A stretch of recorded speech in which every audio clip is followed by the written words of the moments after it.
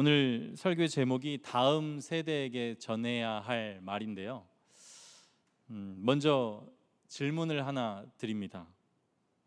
여러분은 이제 여러분이 이 세상을 떠나실 때가 되셨다면 어떤 유언을 남기시겠습니까?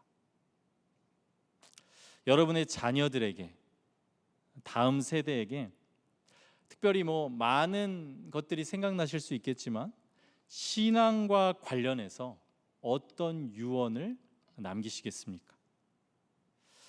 오늘 본문은 빌립보서 말씀인데요.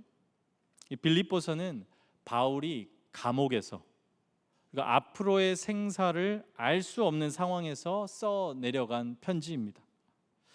바울이 유언을 남기는 심정으로 이 편지를 썼다고 해도 지나치지 않을 것입니다. 물론 이제 디모데후서가 실제 바울의 유언과 같은 서신이기는 하지만 이 빌립보서를 쓸 때의 상황도 비슷했습니다.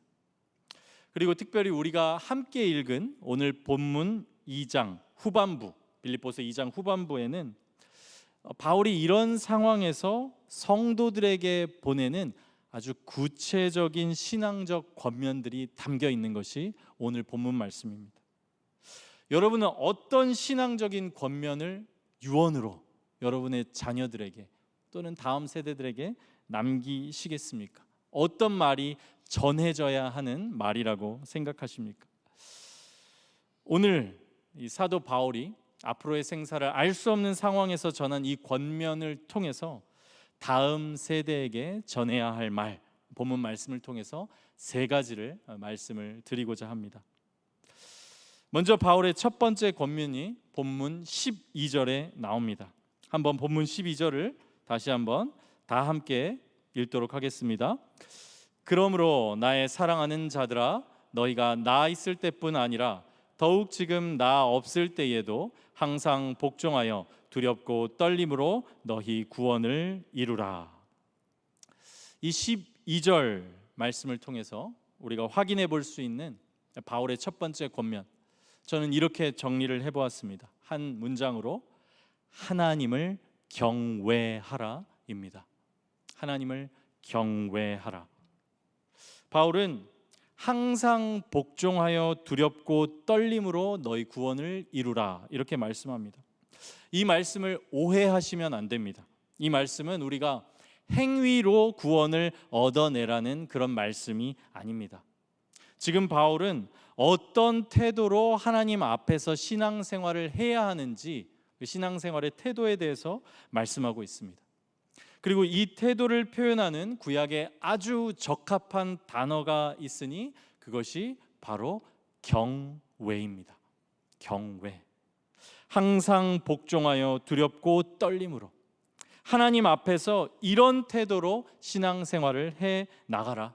바울은 지금 하나님을 경외하라고 자신의 성도들에게 말씀하고 있습니다. 여러분, 경외란 무엇입니까? 하나님을 경외한다는 것은 하나님을 지극히 사랑하면서도, 그래서 그 선하신 하나님과 친밀한 교제를 누리면서도 그와 동시에 하나님의 존귀함, 엄위함, 거룩하심을 그와 동시에 아는 것입니다. 그 하나님과 내가 교제하면서 살아가지만 하나님은 창조주요, 나는 피조물이고, 그분은 구속주요, 나는 죄인이며, 나는 티끌이고 하나님은 크신 하나님이라는 것을 아는 것입니다. 그래서 이 하나님을 정말 지극히 사랑하면서도 하나님을 무겁게 여기고 하나님을 존중하고 그 하나님 때문에 하나님 앞에서 살아가기 때문에 스스로 삼갈 줄 아는 것이, 이것이 경외입니다. 이런 태도로 신앙생활을 하는 것이 하나님을 경외하는 것입니다. 물론 우리들이 우리 다음 세대들을 생각할 때 또 제 자녀들을 봐도 마찬가지고요. 처음부터 이 경외를 알고 하나님을 경외하는 것은 참 어렵습니다. 그러므로 우리가 이 경외를, 이 바른 신앙생활의 태도를 우리 다음 세대들에게 가르쳐야 합니다. 무엇보다도 우리는 하나님이 어떤 분이신지를 우리들의 예배를 통해서, 말씀을 통해서, 또 교회에서뿐만 아니라 가정에서도 우리들이 알려주어야 합니다. 신앙이 성장하는 과정은 보통 이렇습니다. 처음에는 하나님을 모릅니다. 하나님이 나의 부모의 하나님 또는 나의 조부모의 하나님일 수는 있지만 나의 하나님은 아닌 것입니다. 우리 다음 세대들도 이런 모습일 수 있습니다. 그러다가 이제 신앙이 조금씩 생기기 시작합니다. 신앙이 생겼다는 것은 하나님의 사랑을 조금이나마 안다는 것이에요. 하나님의 사랑을. 하지만 이 시작은 항상 연약합니다. 이 연약한 신앙은 하나님의 사랑을 조금 알기는 하지만 그 하나님의 성품을 종합적으로 균형 있게 알지는 못합니다. 그래서 이때는 신앙이 미숙하고 사랑만 알기 때문에 쉽게 갈 수 있는 것이 방종으로 가기 쉽습니다. 방종. 하나님 앞에서 제 멋대로 하는 방향으로 가기가 쉽습니다. 하나님의 사랑만 알 때. 또 머리로는 하나님의 여러 성품을 알지만 이 인격적이고 체험적인 알므로는 그 하나님을 알지 못하기 때문에 거룩하신 하나님, 어미하신 하나님, 정말 크신 하나님을 다 알지 못하기 때문에 물론 우리가 평생 알아도 다 알지 못하지만 또 그 알미 부족하기 때문에 그러한 방향으로 가게 되는 것입니다. 아직 이런 미성숙한 우리 다음 세대들을 경외로 성숙한 신앙으로 이끌어주는 것이 교회의 사명이고 또 가정의 사명이고 우리의 사명입니다. 하나님이 어떤 분이신지를 우리 다음 세대들에게 알게 하면서 하나님을 경외하도록 가르치는 것입니다. 이 하나님을 경외하는 자에게 성경은 정말 수많은 복을 약속합니다. 여러분 성경에서요, 저는 이렇게 검색을 하는데 경외를 한번 쳐보십시오. 경외를. 그러면 쭉 나옵니다. 어마어마하게 많은 구절이 나오고요. 그 구절들 중에서 대부분 다 하나님의 약속, 하나님의 축복을 말씀하고 있어요. 하나님을 경외하는 자들에 대해서. 그것을 다 말씀드릴 수는 없겠지만 한번 시편 128편 한번 보겠습니다. 여호와를 경외하며 그의 길을 걷는 자마다 복이 있도다. 내가 내 손이 수고한 대로 먹을 것이라. 내가 복되고 형통하리로다. 내 집 안방에 있는 내 아내는 결실한 포도나무 같으며 내 식탁에 둘러앉은 자식들은 어린 감람나무 같으리로다. 여호와를 경외하는 자는 이같이 복을 얻으리로다. 여러분, 이 복을 여러분의 자녀와 우리 다음 세대들이 다 누리기를 원하시죠? 그렇지 않습니까? 또 우리가 너무나 잘 아는 잠언 9장 말씀이 여호와를 경외하는 것이 지혜의 근본이요. 그러니까 하나님과의 관계에 거기서 지혜가 오는 것입니다. 하나님이 존재하고 그 하나님과 경외라는 그 하나님을 지극히 사랑하면서도 그 하나님 앞에서 삼가고 그 하나님을 무겁게 생각하기 때문에 그 하나님 앞에서 스스로 생각하고 삼갈 줄 아는 거기에서 지혜가 온다고 성경은 말씀해요. 이외에도 셀 수 없는 약속들이 하나님을 경외하는 것에 있습니다. 한편 우리는 이 경외에 대해서 잘못된 이해에 대해서도 주의를 기울여야 합니다. 한자로 경외라고 하면 이 외자가 두려워할 외자예요. 그래서 경외를 하나님을 두려워한다, 그분 앞에서 막 벌벌 떤다, 이런 의미로만 받아들이기가 쉽습니다. 그러나 하나님을 경외하는 자는 하나님께 형벌을 받을지도 모른다는 그런 두려움으로 벌벌 떠는 그런 자가 아닙니다. 오히려 이런 모습은 복음을 통해 드러내신 하나님의 사랑을 제대로 알지 못하는 사람의 반응이에요. 요한 1서 4장 18절에서 이렇게 말씀합니다. 사랑 안에 두려움이 없고 온전한 사랑이 두려움을 내쫓나니 두려움에는 형벌이 있음이라. 두려워하는 자는 사랑 안에서 온전히 이루지 못하였느니라. 이 경외는 그 그리스도를 통해 드러내신 하나님의 완전하신 사랑을 확신하는 가운데 오히려 정말 그 내가 측량할 수 없는 그 사랑, 그 지혜, 그 기이하고 완전하고 온전한 사랑, 그분의 크심과 그 지혜 때문에 정말 하나님 앞에서 절로 고개가 숙여지고 무릎이 꿇어지고 그분께 복종하게 되는 것이 경외입니다. 그렇기에 하나님을 경외하는 자는 하나님이 두려워서 벌벌 떨지도 않지만 또한 하나님을 우습게 여기고 내 멋대로 가는 방종의 길과 불순종의 길로 가지도 않습니다. 정확하게 하나님과의 그 바른 관계 가운데, 하나님과의 동행하심 가운데, 하나님의 사랑과 거룩 가운데 그분과 동행하며 걸어가는 것이 경외예요. 여기서부터 지혜가 오고, 여기서부터 힘이 오며, 여기서부터 복이 오는 것입니다. 그래서 우리가 정말 다음 세대들에게 전해야 할 말, 첫 번째는 두렵고 떨림으로 하나님 앞에서 살아가라. 하나님을 경외하라입니다. 이제 두 번째 권면으로 넘어와서 이제 바울의 두 번째 권면입니다. 본문 14절, 15절을 한번 함께 읽도록 하겠습니다. 모든 일을 원망과 시비가 없이 하라. 이는 너희가 흠이 없고 순전하여 어그러지고 거스르는 세대 가운데서 하나님의 흠없는 자녀로 세상에서 그들 가운데 빛들로 나타내며. 여기 14절을 보시면 모든 일을 원망과 시비가 없이 하라 이렇게 말씀합니다. 이 말씀을 이제 한 문장으로 짧게 줄여서 바울의 두 번째 권면, 저는 이렇게 요약합니다. 다툼이 없게 하라. 다툼이 없게 하라. 여러분, 부모로서 참 그 마음이 속상하고 답답할 때가 언제입니까? 바로 자녀들이 다툴 때죠. 자녀들이 다툴 때. 저희 자녀들도 많이 다투는데요. 그때마다 참 답답하고 화나고 짜증도 나고 그렇습니다. 자녀들이 다툴 때, 이건 어렸을 때 잠시 다투는 거지만 정말 자녀들끼리 관계가 틀어지고 원수가 되고 싸우고 다툴 때 부모의 마음은 정말 아플 것이에요. 그만큼 부모의 마음을 아프게 하는 것은 없을 것인데 하나님께서 교회를 보실 때도 마찬가지일 것입니다. 지금 바울의 편지를 받는 이 빌립보 공동체는 다른 문제들보다는 이 다툼의 문제가 있었던 것으로 보입니다. 바울은 오늘 본문 말씀 직전 2장 전반부에서도 이 그리스도의 겸손에 대해서 말씀하면서 한 마음을 품어라 이렇게 말씀하고요.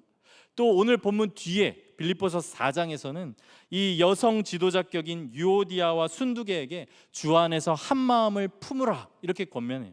이렇게 권면하는 이유는 지금 한 마음이 되지 못하고 있다는 것이에요. 빌립보 공동체가 서로 원망하고 다투고 마음이 갈라지는 일들이 빌립보 공동체에 있었다는 것입니다. 이것은 비단 빌립보 교회만의 문제는 아닐 것입니다. 다툼과 원망은 많은 교회 공동체 그리고 많은 가정의 문제입니다. 그런데 오늘 본문 말씀을 보면 바울이 단순하게 야, 너 싸우는 건 나쁜 거니까 싸우지 마, 싸우는 건 죄니까 싸우지 마, 그렇게 단순한 차원에서 말씀하고 있지 않고 조금 더 높은 차원에서 권면을 하고 있어요. 즉 성도 간의 다툼은 어떤 더 큰 목적, 더 중요한 사명을 이루지 못하게 만들기 때문에 그러므로 다투지 말라고 말씀하고 있어요. 본문 14절 15절을 다시 한번 볼 텐데요. 특히 15절을 한번 주의해서 보시기 바랍니다. 모든 일을 원망과 시비가 없이 하라. 이는, 다툼이 없게 하라. 이는 너희가 흠이 없고 순전하여 어그러지고 거스르는 세대 가운데서 하나님의 흠없는 자녀로 세상에서 그들 가운데 빛들로 나타내며, 이렇게 말씀하고 있어요. 여기에 우리를 이 땅에 두신 사명과 목적이 있어요. 그들 가운데 빛들로 나타내며. 그러니까 우리들은 이 세상에 하나님의 생명의 빛, 거룩의 빛, 그 빛을 나타내야 하는 자들이라는 것이에요. 우리가 바로 그 정체성과 사명을 가진 자들이기에 다투지 말아야 한다는 것이에요. 성도가 서로 원망하고 다툰다면 그 자체로 우리의 정체성, 부르심, 사명과 맞지 않는 것이고 그 모습 자체로 사명을 감당할 수 없게 되어버린다는 것입니다. 여러분, 정말 그렇습니다. 정말 그렇습니다. 많은 교회들이 다툼으로 인해서 하나님의 영광을 가립니다. 분열하는 교회, 서로 원망하고 미워하는 교회를 통해서는 절대로 하나님의 영광이 세상 가운데 드러날 수가 없습니다. 그리고 우리들이 두려운 마음으로 기억해야 하는 것은 무엇이냐면, 교회에서 어른들이 그런 모습을 보일 때 다음 세대들이 반드시 그 영향을 받는다는 것입니다. 반드시. 앞에서 자녀들이 다툴 때 부모의 마음이 아프다고 말씀을 드렸어요. 반대로 부모가 다툴 때, 부모가 심각하게 다툴 때, 부모가 정말 서로를 원수같이 여기며 미워하고 다툴 때, 그때의 자녀들의 마음은요, 마음이 아픈 것을 넘어서서 무너진다는 것을 아실 것입니다. 상처를 받고 흔적이 남는다는 것을 아실 것이에요. 어린 자녀들에게 부모는 세상의 전부잖아요, 그렇죠? 그래서 부모가 다툴 때는 이 세상이 흔들리는 거예요. 자녀들은 그래서 엄청난 불안과 혼란을 겪게 됩니다. 마찬가지로요, 순수하고 어린, 예를 들어 우리 초등부, 청소년부, 청년들까지 그런 순수한 영혼들에게는요, 그래도 교회는 세상과는 다른 곳이에요. 깨끗한 곳이고 사랑이 있는 곳이에요. 그런데 그 교회에서 다툼이 있고 싸움이 있고 있어서는 안 될 일들이 생긴다는 것은 우리 다음 세대를 실족하게 만드는 일인 것을 우리가 함께 기억해야 할 것입니다. 물론 교회에도 갈등이 있을 수 있습니다. 있을 수 있는 게 아니라 갈등이 있습니다. 갈등이 없는 곳은 이 세상에 없습니다. 우리가 나중에 가게 될 천국 이외에 없어요. 모든 곳에는 갈등이 있습니다. 그러나 교회 공동체의 갈등은, 그 갈등의 현장이 우리가 믿는 복음이 적용되어야 할 자리라는 것을 여러분 기억하시기 바랍니다. 그 자리가, 갈등이 있는 자리가 복음이 필요한 자리예요. 갈등의 자리가 바로 우리가 머리로 알고 있는 그 복음을 믿음으로 적용하고 살아내야 할 자리인 것이에요. 우리들은 이 서로 사랑하는 모습, 다툼이 없는 모습, 갈등에서 복음을 적용하고 갈등을 복음으로 이겨내는 그 모습으로 하나님의 그 생명 빛을 드러내도록 부르심을 받은 자들입니다. 이것이 바로 우리 안에 계신 그리스도의 사랑과 생명을 증거하는 가장 확실한 증언이에요. 이것이 가장 확실한 증언입니다. 다른 것이 아니에요. 다툼 없이 사랑하는 것이에요. 요한복음 13장 34절에서 35절 말씀입니다. 새 계명을 너희에게 주노니 서로 사랑하라. 내가 너희를 사랑한 것 같이 너희도 서로 사랑하라. 너희가 서로 사랑하면 이로써 모든 사람이 너희가 내 제자인 줄 알리라. 우리가 예수 그리스도의 빛을 드러내는 방법, 다른 게 아닙니다. 우리가 뭐 할 수 없는 기적을 일으키는 것, 엄청난 부흥의 역사를 만들어내는 것, 물론 하나님께서 그런 일들도 할 수 있지만 그것보다 먼저 분명히 해야 할 것이 있고 명하신 것이 있어요. 우리가 예수 그리스도의 빛을 드러내는 것은 다른 것이 아니라 서로 사랑하는 것입니다. 그 모습을 통해서 세상은 저 모습을 보니까 하나님이 있구나, 하나님은 그리고 사랑이구나, 하나님을 따르는 자들이 있구나라는 것을 알게 된다는 것입니다. 이 다툼이 없게 하라는 권면, 그러니까 우리가 먼저 살아내야 하고요, 또 다음 세대에게 전해야 할 말입니다. 이제 본문을 통해 살펴보는 세 번째, 마지막 권면입니다. 세 번째 권면은 주 안에서 기뻐하라입니다. 주 안에서 기뻐하라. 여러분, 삶에서 기쁨을 누리지 못한다면 그 인생은 정말 안타까운 인생 아니겠습니까? 우리 자녀들이, 다음 세대가 기쁨 없이 산다? 너무 안타까운 일 아니겠어요? 그렇죠? 마음에 기쁨 없이 산다? 그런데 한편 인생 살다 보면 기뻐할 일만 있습니까? 어려운 일은 없나요? 좋을 때만 있습니까? 아니죠. 인생에는 반드시 고통이 있고 어려움이 있습니다. 그런데 만약에 그 어려움과 고통 가운데서도 기쁨을 잃지 않을 수 있다면, 그 인생이 정말 복된 인생 아니겠어요? 어려움은 다 있는데 그 어려움 가운데 우리 자녀들이 기쁨을 잃지 않고 살아갈 수 있다면 너무나 복된 인생일 것이에요. 이것이 주 안에서 기뻐할 때 가능합니다. 이것이 가능해요. 바울의 모습이 바로 이런 모습이었습니다. 본문 17절, 18절 말씀인데요. 만일 너희 믿음의 재물과 섬김 위에 내가 나를 전제로 드릴지라도 나는 기뻐하고 너희 무리와 함께 기뻐하리니 이와 같이 너희도 기뻐하고 나와 함께 기뻐하라. 바울은 지금 내가 기뻐하는 것 같이 이와 같이 너희도 기뻐하라고 말씀해요. 이와 같이 우리도 이 기쁨으로 기뻐하면서 이 기쁨을 전해야 합니다. 바울의 기쁨은 어떤 기쁨입니까? 이건 세상이 알 수 없는 기쁨이에요.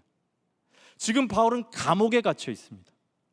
살아서 나갈 수 있을지조차 장담하지 못하는 상황이에요. 그런데 그가 이런 상황에서 감옥에서 쓴 이 빌립보서에 기쁨이라는 단어가 몇 번 나오는지 아십니까? 17번 나온다고 합니다. 기쁨이라는 단어가. 만약 바울의 기쁨이 상황과 환경에 달린 기쁨이라면 그는 절대로 이런 고백을 할 수 없었을 것입니다. 그럼 바울의 기쁨은 어디에서 왔습니까? 무엇이 이것을 가능하게 했습니까? 바울의 기쁨의 근원은 그리스도께 있었습니다. 복음에 있었어요. 그래서 그는 상황과 환경에 흔들리지 않을 수 있었습니다. 그의 삶은 절대 쉽지 않았습니다. 오늘 본문도 보면 그는 자신의 삶을 전제에 비유하고 있어요. 전제란 것은 이 포도주나 독주를 제단에 부어드리는 제사입니다. 포도주를 이 전제로 이 제단에 부을 때 남김없이 붓습니다. 다 부어요. 다 붓습니다. 그러므로 이 전제가 의미하는 것은 주를 위해 생명까지도 기꺼이 내놓을 수 있는 희생을 의미합니다. 이것이 전제예요. 실제로 바울은 그런 삶을 살았습니다. 그가 쓴 마지막 편지, 실제로 바울의 유언과 같이 된 편지인 디모데후서에서 바울이 이렇게 말합니다. 전제와 같이 내가 벌써 부어지고 나의 떠날 시각이 가까웠도다. 이렇게 고백해요. 바울의 삶은 실제로 전제와 같이, 그 부어진 포도주와 같이 부어진 삶이었어요. 그런데 신비로운 것은 그렇게 전제와 같이 부어지는 삶을 살았던 바울이 우리 생각에는 참 그 삶이 고통스러울 것 같은데, 힘들 것 같은데 그에게 기쁨이 충만했다는 것입니다. 기쁨이 충만했어요. 이것이 바로 그리스도의 십자가와 연합되어서 그 고난의 길을 그리스도와 함께 걸어가는 성도가 누리는 상황과 환경이 빼앗을 수 없는 기쁨인 것을 여러분 믿으시기 바랍니다. 그리스도의 십자가와 연합된 삶은 물론 쉽지 않은 삶입니다. 희생하는 삶이고 낮아지는 삶이에요. 고난이 있는 삶입니다. 마치 부어진 빵과 같고 또 부어진 포도주와 같고 찢겨진 빵과 같은 그런 삶이에요. 이 삶은 마치 자녀들을 위한 부모님들의 삶과도 같습니다. 그러나 이 삶은 그리스도 안에서 모든 성도들의 삶이에요. 그런데 여기에 기쁨이 있는 것은 먼저는 우리가 하나님께 순종하면서 나아갈 때 겪는 고난과 어려움들이 있지 않습니까? 하나님의 뜻대로 살기 위해 겪는 고난과 그 어려움, 이 모든 것들을 하나님께서는 그리스도의 고난에 참여하는 것으로 여겨주셔요.